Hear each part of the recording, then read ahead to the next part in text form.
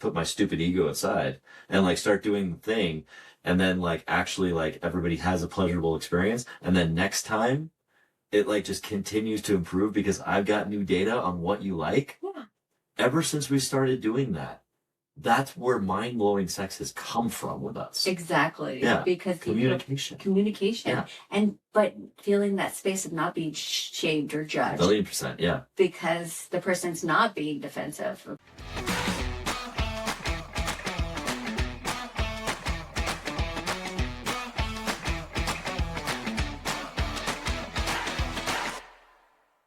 Welcome to Startup Spouses, where we help entrepreneur couples take their relationship from mediocre to mind-blowing.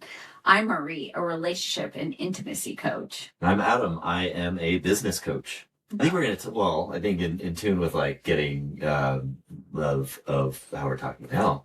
It's some of like the more destructive communication styles that tend to over time break relationships apart. Yeah. And I think this is true for businesses too, because when you're in a relationship and you can actually, and you're actually building a business with a spouse, I know this is gonna be a shocker, but if you can like build a really, really strong communication structure with your spouse, you could probably run a pretty great business too with great communication. Does that sound right? Yes, it does. Good.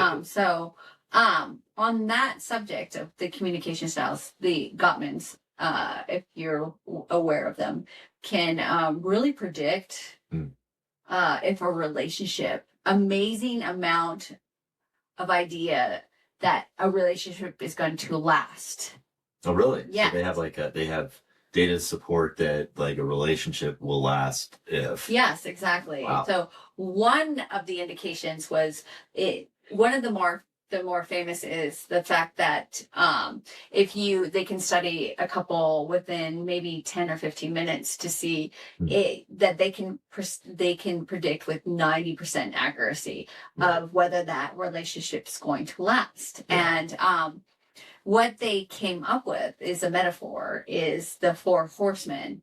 And it's really interesting, actually, of how these destructive communication styles can predict that a relationship is going to fail. Wow. And so the first one that they talk about is criticism. Okay, interesting. Yeah. So before we get into like each one of them, kind of dig into this a little bit more, like, because because I think it's and we're talking about the Gottman Institute. They're sex-based relationship coaches. Is that right? Yes. Yeah. So they have a they obviously are very, very well renowned in this field. Yes. And have a lot of research and data to support kind of what they're talking about. So relative to the Four Horsemen, it's the metaphor for the Four Horsemen of the apocalypse, I'm guessing. Like, this is like they're the bringers of death, or like the Armageddon, or what. I'm not a biblical scholar, but I think that the Four Horsemen represent like the bringers of like the apocalypse. Is that accurate? And so the assumption here is that these four communication styles are going to disrupt or perhaps bring death to your relationship. Yes. Yeah. Very much so. So yeah, maybe we so the first one you mentioned is criticism. Yes. Yeah. Okay. So yeah, let's start there. What does criticism look like? Well, when you are looking at your spouse and you are kind of trying to undermine what they are talking about. So like, oh, you're going to... No, you're not. That's not the way it is. So you're kind of like, you're going to eat that? Are you going to do that? Are you just going to, you're just going to lay there and just like, dismiss what they need too. It's just kind of like that idea of having that idea around the fact that they are doing something that you do not like and that you're criticizing them. So like it's a lot of nagging. So like passive aggression I'm hearing in there too. Yes. Like, it's like, you're really gonna eat that? You're really gonna eat that? It's a lot of shame. Yeah, I know. A lot of shame in there. Yes. Like judging them for what they're doing too. It's like, is that what partnership is about? Like if we start criticizing, if I start criticizing you about what you're like, just say like, oh, you're going to wear that today? What is it? How does that make you feel? It certainly makes me feel hurt and vulnerable. I mean, there's definitely, I would feel that there's a sense of trust broken Yeah. because, I mean, on one hand, I think that there's a healthy kind of way to go about that. Like if I look ridiculous, if I'm going to like an event and like, and like say I'm going to like a formal gala and I'm wearing hammer pants and a wife beater shirt or something like that, right? Are you going or as white tank top. a genie? Like, yeah, I guess. But I mean, like, if I'm wearing that, I would hope that you would come up to me and say, "Hey, maybe not with a hammer pants," because I just think that. But I mean, I wouldn't want you to say like if I'm like because there is a bit of vulnerability in like what we wear, what we eat, right, or anything like that. And so I certainly wouldn't want to hear like wear that. So I think we've gotten to a point in our relationship where you could be honest and say, "Hey, um, so let's talk about the hammer pants for a second. Is that the right choice for this evening?" So I guess that is a question though. Like how do you shift in an authentic way, like when something is destructive, like behavior is destructive, or an activity isn't aligned with the relationship, and instead of saying, "Are you going to wear that?" or being critical of it, how do you approach those conversations better? First of all, I feel like when you're criticizing, you're trying to control the person Mm.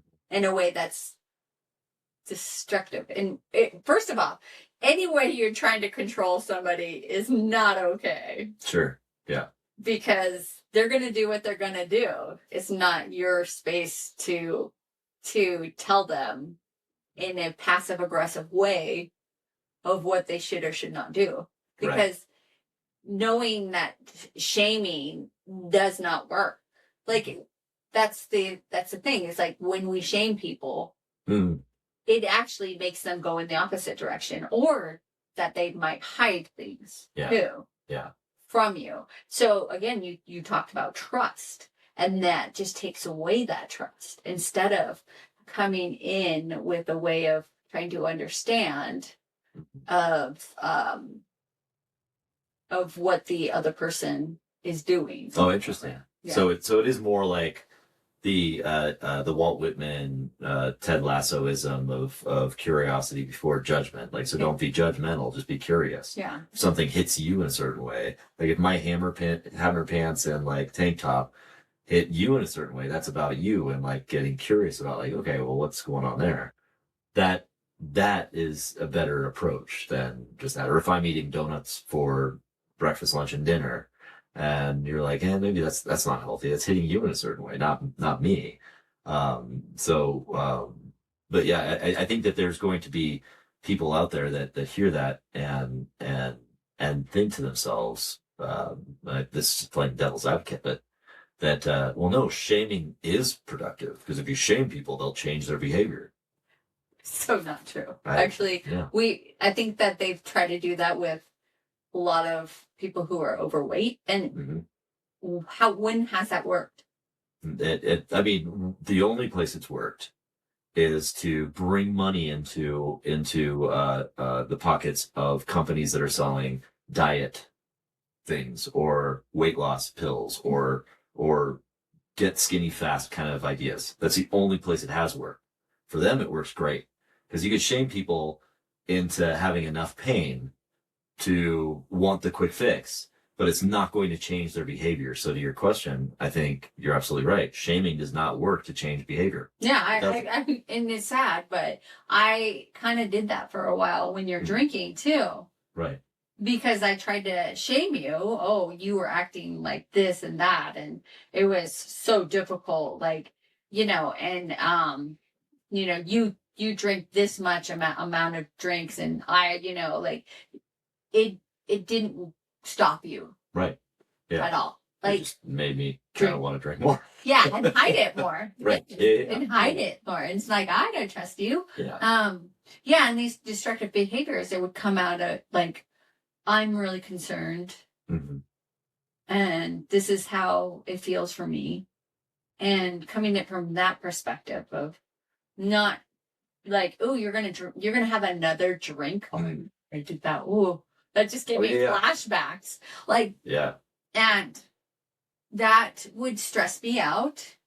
Mm-hmm. And I would go in kind of a tailspin for myself of criticism. Well, interestingly, when you said that, that was reinforcing the language that went in my head, because I was telling myself the same thing. I was shaming myself at that time too. It was like, oh, are you going to have another drink? I was saying that. Yeah. And you verbalizing that validated what was going on in my head about shaming myself, like about something that that I felt out of control on.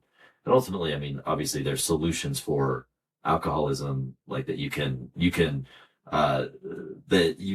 get treatment for it. You can get help. But to the alcoholic in the midst of alcoholism, in the midst of the disease, you're out of control. You don't feel like you can control it. So that shame spiral was deep, of course. And of course the same is true for things that I've said to you about certain things in life, of like, oh, are you going to do that? Or you're going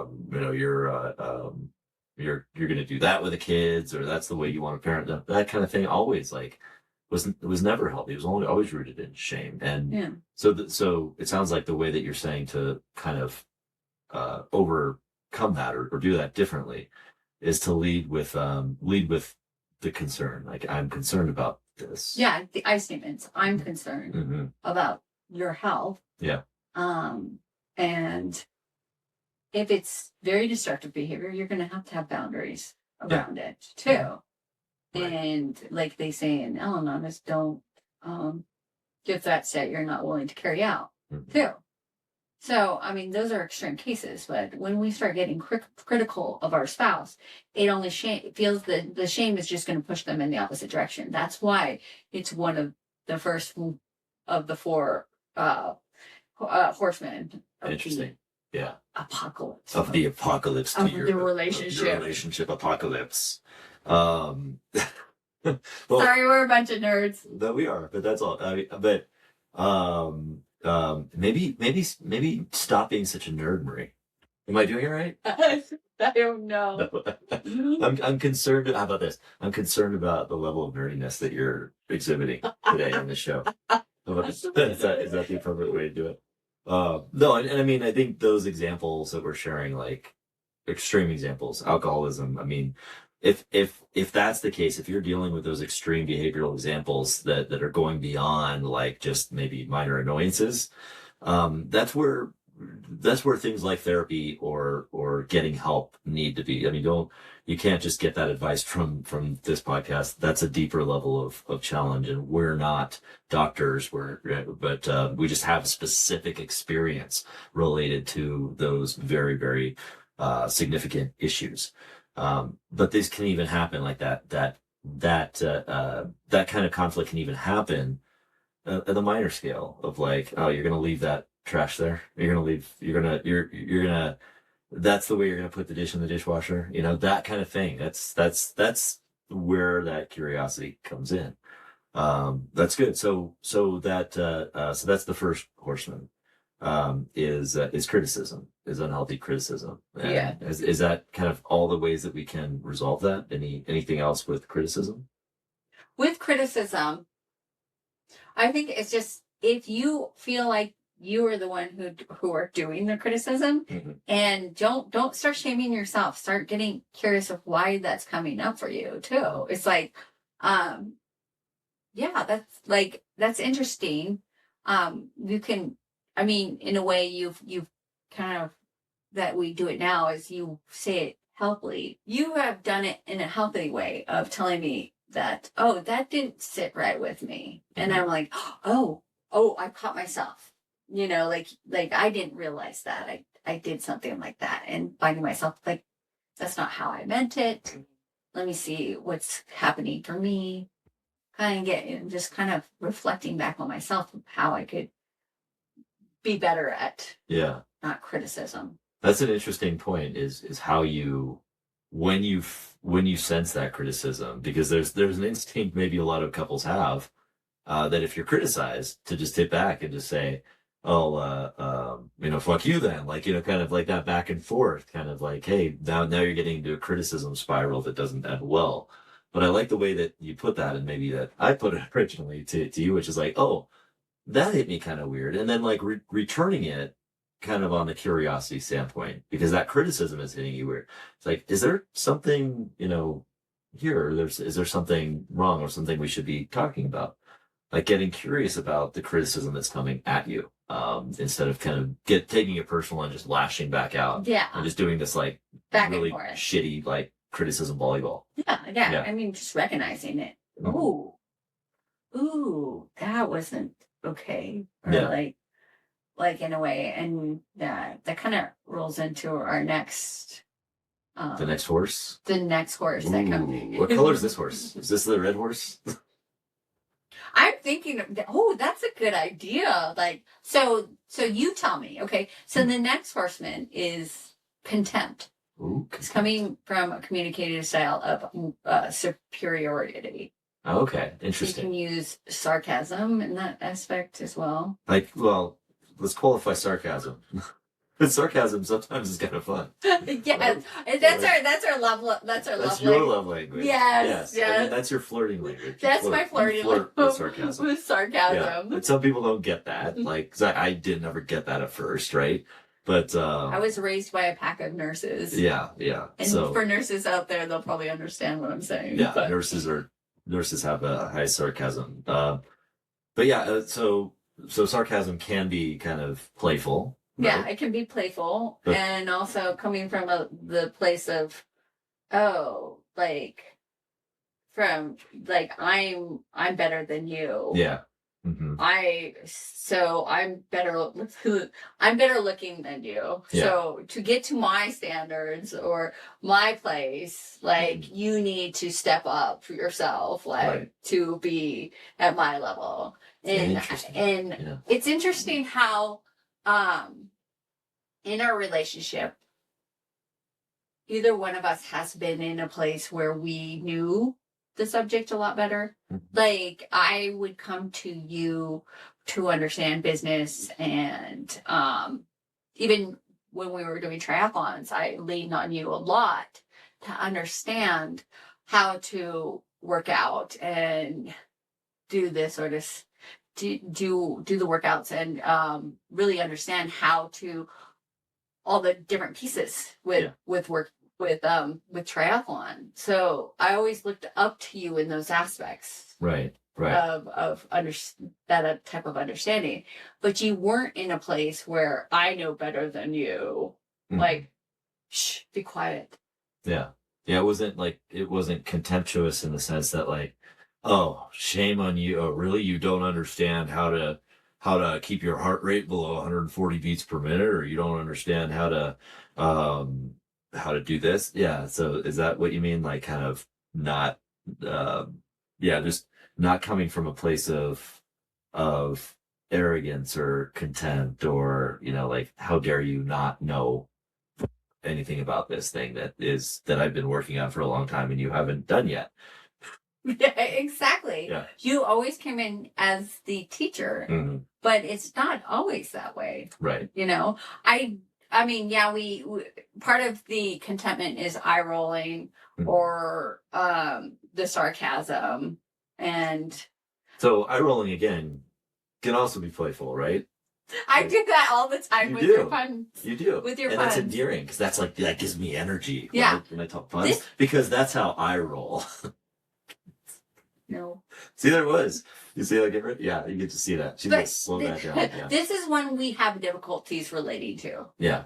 Because I really don't feel that we're very humble about it. Yeah. But so it's very, for us to relate to contentment and feeling at a place of superiority and that you don't know and shame on you for not knowing is very difficult for us to understand. So I'm really kind of teaching this as trying to understand it a little bit more. Well, can I share like maybe One time I did it. Well, I'm guessing there have been times maybe that we've done it from the perspective at some point, maybe we're not recalling, but I think the perspective that we have is having experienced that in the environments that we came up in. I mean, I know that I came up in that, in the family business world of like, hey, wait your turn. don't get in the way, keep your nose clean, and pay your dues and all this kind of stuff. And there was a whole lot of like, hey, if you go in and question anything or like ask questions of what's happening in the family business, you're just kind of told that's none of your business, and shame on you for asking, and all of that, and you need to just wait your turn. Like it's like a tone of like, hey, you're entitled for actually wanting to know something that you should be able to know about. It's like you're just asking a question. So I feel like getting that, and like I feel like maybe you got that from another perspective or from another standpoint as well, maybe with your family or siblings or what have you. So maybe we've been the recipients of it, but that's why we haven't been inclined to kind of lean into this one in our own relationship. I would agree. I think we've been more recipients of it than anything else. You don't like. I think more of the perspective of you're a child, you don't know anything. Yeah. So when we're taught to like grow up ourselves, like we were taught to raise ourselves, but we were still, when the parental unit stepped in, were, no, you're just a child, you don't know anything, sort of thing. Like you don't have a voice. Right. A sort of aspect to it. Like I can see where that can be but kind of like, yes, that's true, because I can see my children and it's like, okay, I see what you're trying to do, and that's not the way we do things. Like sure. I can see where a parent-child environment that is okay, but when we are equals in a relationship, and then you come in thinking I am hot shit and my significant other is a low level, I'm just like this radiant beauty thing, and he's just a piece of shit. Yeah. Is a way of like, whatever, you can't tell me what to do.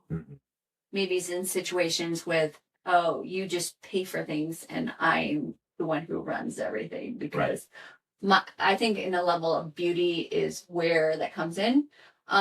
Maybe in a relationship where the person has a high level job position where they're in charge of a lot of people. But even in that situation, you weren't like that. You always led with curiosity too.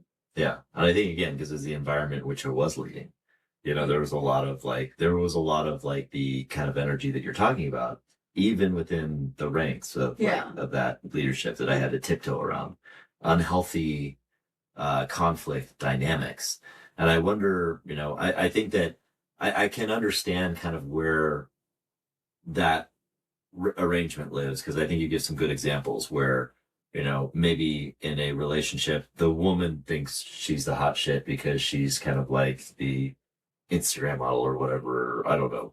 And she can like just kind of hold sex over her husband anytime she wants, and that's the controlling aspect, or vice versa with somebody who, one of the spouses that might be like having the high power job or be the earner, and there may be a power dynamic that is unequal. Is that maybe kind of that too? And also the should-haves. Like he should be doing, this. You should be, because this you should already know what I like. You should know. Yeah. Like, that's like, how are they supposed to know? Right. I think in your head, you should know what turns me on. And so like, sometimes I don't like. We've been married 20 plus years. Yes. We have a great sex life. Yeah. We're still learning what each other desire. Yes. Did you know? But this contentment, even the shoulds, like, oh, your husband doesn't do that. He should be. He should be doing this, that, and this. Like listening to other people tell you that, and then you're going into a relationship. You should know what I want. I shouldn't have to tell you what I want for my birthday or for Mother's Day. You should know. And tomorrow's Mother's Day, and that can get you in a lot of trouble. Yeah. Should I be nervous about tomorrow? I mean, no. Because we communicate, but this is a serious one, because it's a great indicator of divorce. is this contentment of this moral superiority. Like contempt. Yeah. Contempt. Contentment. What did I say? You said contentment. I was, yeah. Yeah, contempt. Sorry. No, that's all right. Contentment. Sorry. Contempt. So it's a really fine line to be careful of where this is. And that's why we're like, oh, this is not hitting either one of us. So we're kind of flailing through this one because I think we've dropped the shoulds, or at least like I've come to you in the past, like, oh, I heard this person over here, their husband watches the kids for 10 hours a day, I have no clue. I'm like, stuff that your husband should be doing. He should be massaging your feet. Yeah. Like, so there's comparison aspects in there because we're seeing what other couples are doing at their best. And we're assuming that we have to be there all the time in their best. Yeah. Right. This was the greatest of the arguments in our relationship was because of this. Because we're not perfect. Yeah. So I guess so it sounds like don't shoot on each other. Yeah. Don't be an asshole. Is like an answer here. But like what's the how do we not do this? Like, is there any specific gratitude? Just being gratitude. Yeah. Appreciation. Don't expect your significant other to do something. Yeah. So drop expectations. Dropping expectations. Show more appreciation. Yeah, and gratitude.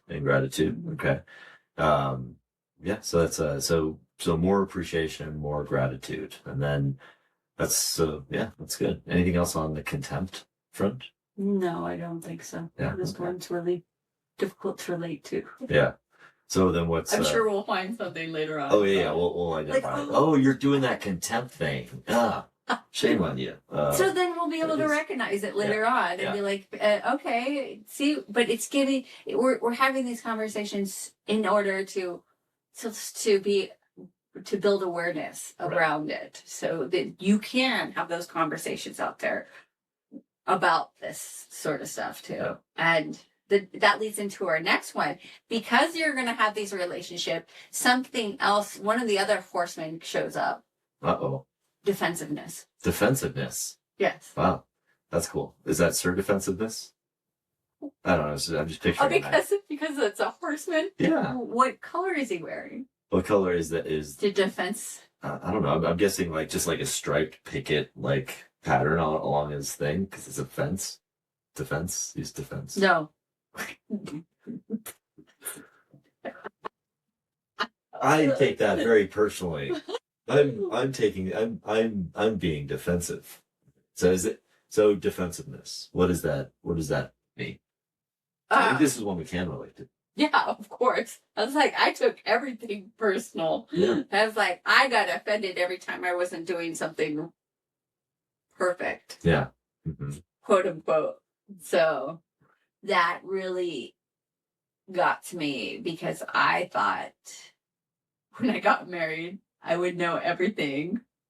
For some reason, I would know everything to be the perfect wife. Yeah. And you have been. Oh my goodness. No. Is one of the horsemen like heavy placating like hey, artificial harmony. So defensiveness. Yeah, I mean I think we can relate to it. I think I can relate to that too, of course. I mean, like I was always defensive too, and there was definitely like kind of coming out of a lot of this, there was like a desire almost like to be the victim, to out victim each other.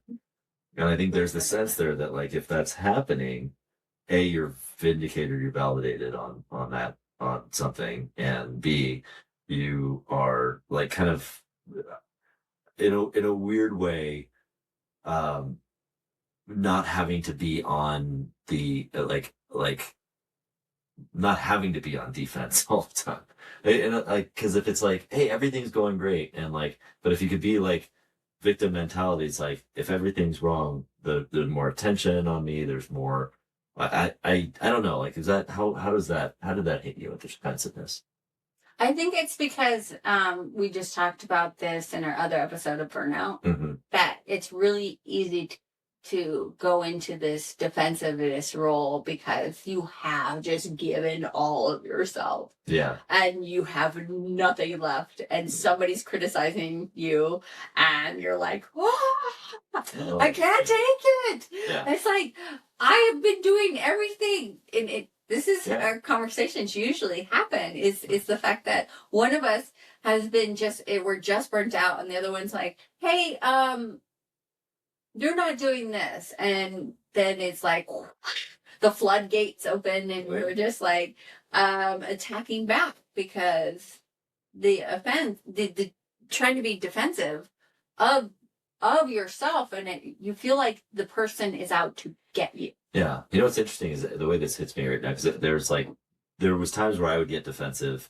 because I felt like this was just a lack of like understanding of each other. Meaning like I would go out and like say Mother's Day, right? I would want to get you flowers. I would want to like make sure you get dinner, make sure you're taken care of, like make sure everything. And so I'd be like almost hovering over you. Everything okay? Everything okay? Like I'm doing everything for you. And you would get upset about that later on because it's like, well, you know, all I wanted was a massage or like or play with my hair. And like all I feel is like you're and I'm like, but I did everything for you. But it was nothing that you wanted. Like it wasn't your love language. It was what my perception of like what you would want on Mother's Day or your birthday or whatever, right? Yeah. So it wasn't like actually truly like understanding you. I feel like I couldn't ask for what I wanted because then you get defensive because you said you did all this other stuff for me. Yeah. And I would be like, I can't ask for what I really want because he's done all this. I should be appreciative of it. So right. It's really easy if you're, and this is a great area where couples have problems in the bedroom. Yeah. Because of the fact that, for some reason, I don't know where this happened, but a lot of people assume that they're supposed to be great lovers in the bedroom and know what their partner needs without ever having talked about it. Yeah, oh, right. Get that. I mean, I think that there's like I don't know. It's a weird thing. I really hope people are listening at this point of understanding that is not true. Mm-hmm. You need great communication. Yeah.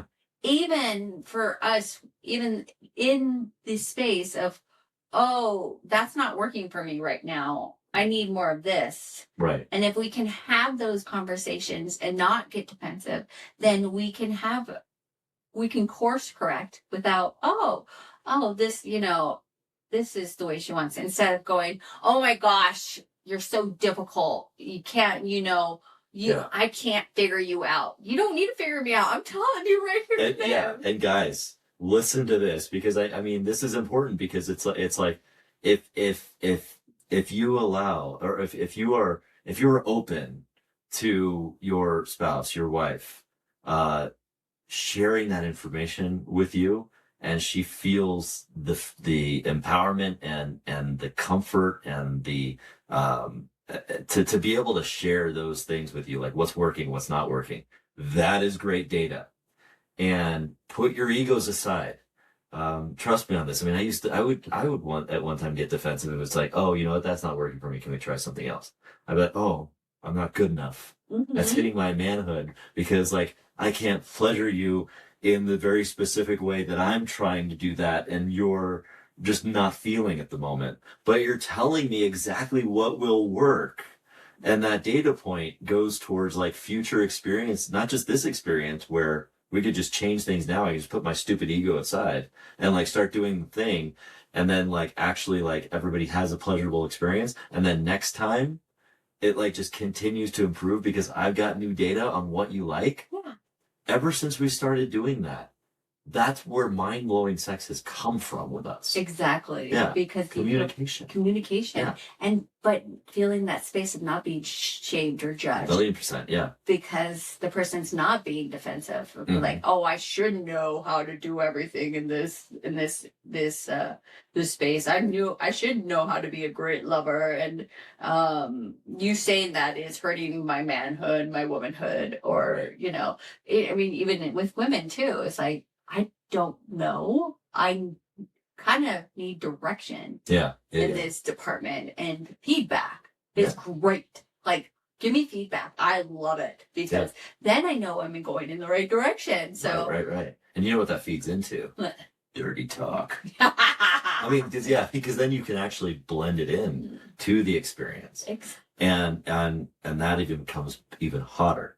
Because now you're getting aligned. You have the audio around it. You have the visual, and you make it sexy, and it's awesome. And so I'll just say, like, that when you could put aside that defensiveness and just come in with a learner's mindset all the time. I mean, with that, I think that's going to help to strengthen every part of it.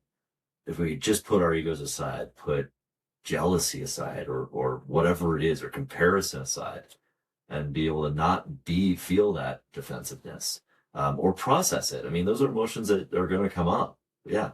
But be able to process it and communicate about it. It all comes down to communication. Yeah. It's like, ooh, like, if you're feeling defensive around some of these subjects that we are talking about, it's great to get curious again and see, why is this hitting me? Yeah. And having vulnerable, open conversations about that is probably the best way of doing it, So just make sure that you are being open about it, and you feel that defensiveness, even talking about it. Like, wow, I don't know why this is hitting me this way, and it makes me feel upset. Right. Can we have a talk around there, or is it something that I need to go and journal about, or is it something I need to go talk to a professional about too? It's like, this defensiveness is coming from. So the antidote to defensiveness, more communication, putting the ego aside, being willing, open-minded, open and honest. Is there anything else that's like an antidote to that defensiveness? Also, there's that, it's copying to it, or like that kind of apology. Yeah, I can see where that, like, so if somebody's like, I need, I felt the other day you were talking to me in this way, and I didn't feel really great. I was like, yeah, I can see where sometimes I don't really think when I talk, and that could be quite frustrating for you. Yeah. So validating the feelings of the person who is. Yeah, by saying, owning it. Yeah. Like, owning that part of you. Like, yeah, I did get defensive the other day when you asked me to do something, and that must have been really frustrating for you. Like, understanding the other person's perspective is a great way of doing that, and understanding that we don't always do things right. Yeah. And like, oh, I'm sorry that didn't go, that hit you wrong too. I feel like I've really turned a corner on that for myself. It's because I really got defensive in a relationship. Sure. And I'm like, oh, wow, that must have been hard for you. Yeah. 1,000,000%. Yeah. So that's a really great way of kind of killing that defensiveness. That's great. Awesome. Yeah. Yeah. So what's the fourth and final horseman that's going to destroy everything? The bringer. The bringer. The stonewaller. Stonewaller. Yeah, the stonewalling. Yeah. Do you know what stonewalling is? So, I believe it's like building a wall that's made out of stone. It's kind of like I would say you've seen that meme of Bart Simpson, not Bart. It's not Bart Simpson. Oh, is it It's the Homer Simpson backing backing into the into the hedge. hedge? Yeah. Yes. Okay. That's kind of like what you're doing in your relationship. Oh, really? That's stonewalling? Yeah. That kind of feels to me like the opposite of stonewall. Like when I think of stonewall, I think of like a really big wall, not something that you're going to fall into. But I think, to your point, so what I'm hearing you say there is like this idea of kind of just like shutting down a conversation, shutting down like any kind of argument, or just saying like taking what I'm thinking of like is when we're not going to talk about that right now, Adam. like when you're that's good. Right. Yeah. So like it's like when you're on the playground and it's your football and you're playing football and you're losing and you're just like and you just grab the football and you just start going home. That's what you do, right? That's stonewalling, right? Yes. That's exactly. Well, I like the Homer Simpson like slowly just blended into the background of the whole thing. It's like it's I don't know. Maybe part of it the stonewalling can be part of trauma that you've experienced that you just shut down. You just want to shut it down. You don't want to. It's just too much for you to go into. Yeah, we're not going to talk about this. Mm-hmm. Yeah. We don't do that. That's a sacred cow and we're not going to touch it. Ooh, you know what it might be a good example of is when you ignore somebody. Yeah. Like when you when you give them the silent treatment kind of thing. Yes. Yeah. Yes. Yeah. Well, how many have gotten that from their spouse? That's pretty brutal. I know we've had that. What? We've had that. We did not have that. There used to be silent treatment. Yeah. Absolutely. For me? Yeah. Oh, sure. Sorry. Yeah. Okay, so I know better now. Of course, yeah. I mean, this is all stuff that like we've learned because I mean, like we got married young. We started our relationship before we even like learned how to date or learn any of this. We learned all this shit together. Yeah. And I think that's why we're best equipped to help people with this is because we learned like from experience how to build a business together, how to actually build a relationship together that's really strong. We did the studying. We studied the courses. You got the certifications. I got the business education, and we got the real life thing within our own relationship. Mm-hmm. In the most extreme kind of scenario. So the fact that that either one of us have done any of these things, of course we did. Yeah, because it started off like a dysfunctional and only got better, right? Yeah. So I mean, the stonewalling is like, yeah, of course. I mean, because you were led to believe through all of the television shows that we watched growing up, or all of the examples that you got from your parents or my parents, that the silent treatment was a necessary way to show anger and show the spouse, like, I'm going to show them that they don't, that they were wrong. I'm going to stop talking to them, or I'm going to withhold sex from them, or I'm going to do something else. I'm going to hold this thing on a pedestal and I'm going to be the gatekeeper to this relationship, like continuing in a healthy way. Yeah. Yeah. I think like the stone wall also represents like you're just freezing out the other person in the relationship. You're kind of just like, I'm kind of out of here, but I'm not. So you're checked out. You're kind of checked out. Yeah. Kind of like, this is where you probably can start separating, sort of aspect to it. So. Yeah. So it's really at that point where like marriage counseling or something, like some kind of therapy is going to be important to help that relationship. Yeah. Or, getting real honest with yourself about if this is really the right relationship. Yes. Yeah. Exactly. Mm-hmm. So that's a good indicator of like, this is like, hello. Yeah. Hello. If you've gotten to this point in the relationship, there's a good indicator of it not lasting. Yeah. Or in my parents' case, they just stayed separate lives. Rooms. Yeah. Yeah. Those separate lives. I think there's a lot of correlation here because family business has a lot of like correlation, the like overlap with regard to relationships, and obviously they're built on this, but you see like generational family businesses over time adopting a lot of this kind of dysfunction of that healthy conflict. And I hear the stonewalling is like yeah, I mean, that happens a lot in the family business dynamic and in the relationship dynamics and things like that. And even within spousal relationships in companies where maybe they're not talking to each other as spouses, but they're just acting as business partners. Or they've shut down all conversation around certain things. It happens in family business too, where you shut down any like the older generation will shut down any conversation around, say, succession planning. Like, hey, what are your plans after retirement? Or what's your estate plan?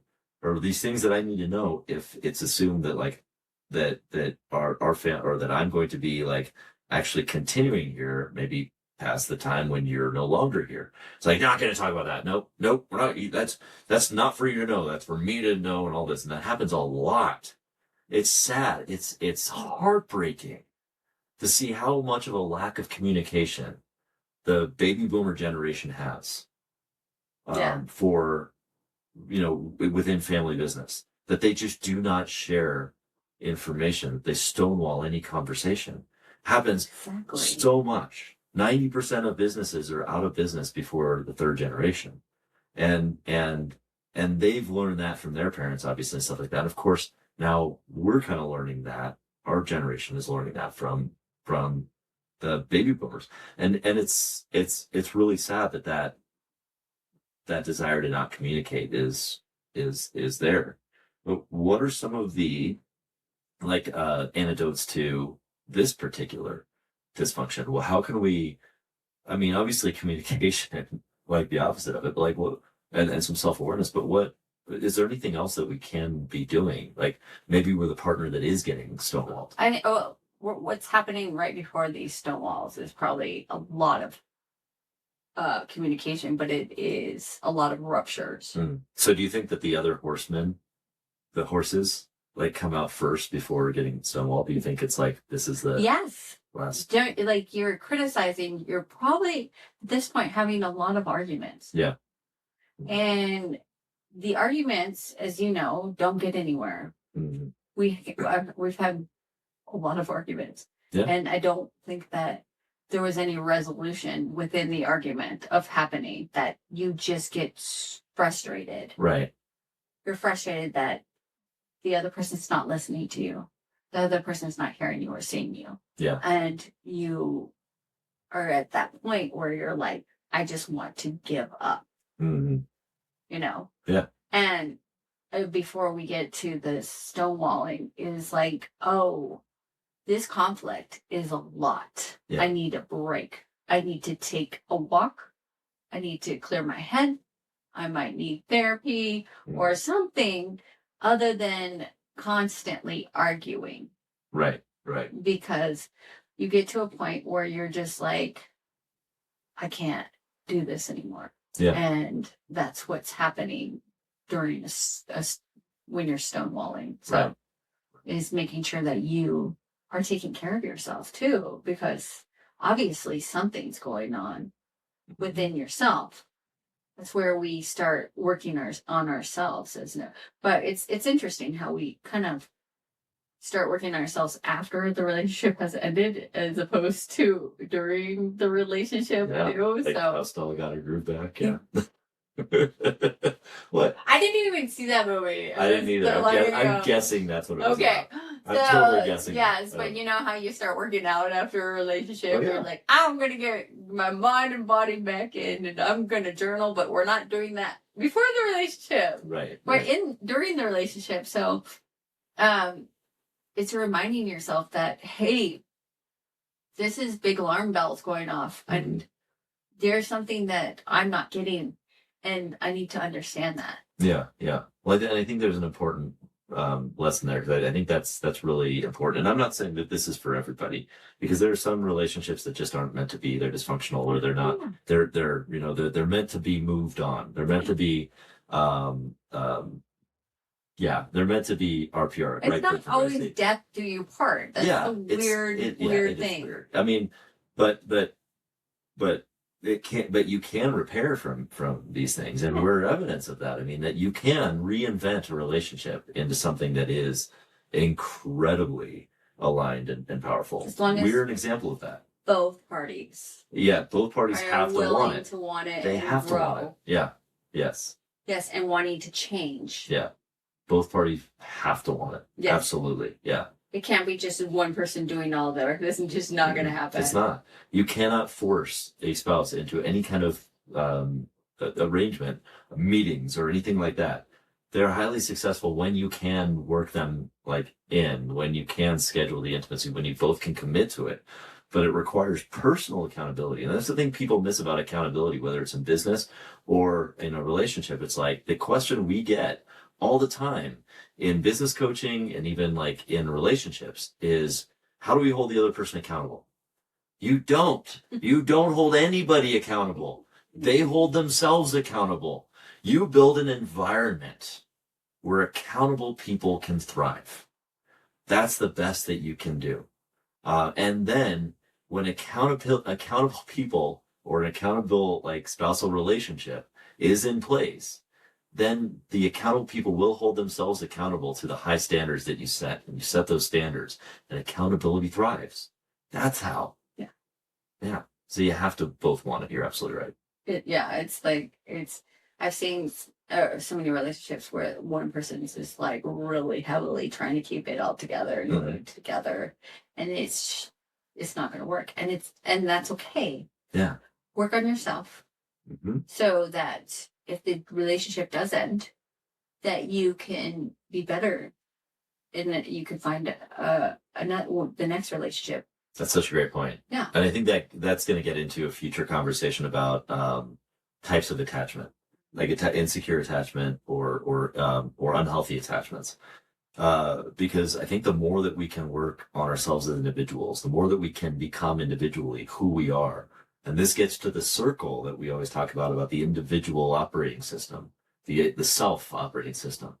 The better you can get with that, the more that you can thrive in any environment, in a relationship, outside of the relationship, or that you can thrive in changing environments.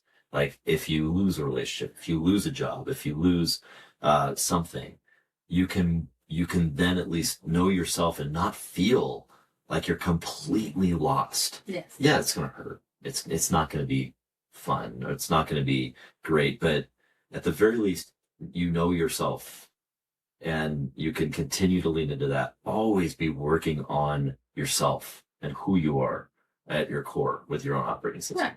Yeah. So that's the only person you can control. That's right. Yeah. Exactly. So those are the four horsemen. Yeah. They're kind of some of the ways that like you can understand them, where they exist in your relationship, and how to overcome them or come around from them. Any other words of wisdom around those four horsemen of the spousal apocalypse? the spousal apocalypse. I don't know. I like that. I thought it was a relationship apocalypse. Sorry. Yeah. So, yeah. No, these are just good conversations to take note and understand where there could be some improvement in the relationship, and understanding and owning this part of you and getting curious about it. I think that's the most important part about that is if you're running up against always having arguments with your spouse and they're not understanding, kind of watch this episode, watch it, maybe listen to it again, or checking out the Gottmans, and because it's important to understand that having these arguments, maybe this is this style that you are working on, like that these are behaviors, communication behaviors that you are exhibiting, and to maybe try the antidotes for them and see how they are working in your life. Yeah. Good. Yeah. Well, thank you to the Gottman Institute for all of this great kind of content that we can that can help couples to understand this, and where they can discuss these four horsemen. Where the spouses can discuss this in their weekly meeting. Oh, yeah, that weekly meeting that you have with your spouse. That we have a great framework for. If you want to use it, it's can be as little as 20 minutes every week to connect with your spouse, to go over the most important things that are important to you. And we have a specific agenda, resources available to start your own weekly rhythm around this that can help you to really strengthen the relationship that strengthens everything else in your life. So go ahead and download that. It should be in the show notes. So look out for that. If you like this episode, please share it with a friend. Please give it a great review and subscribe to it so that we can get the word out there about this platform. We want to help couples to build a mind-blowing relationship that fuels everything in their life. And that's our mission with this show. Really appreciate you joining us on Startup Spouses. We'll look forward to seeing you next time.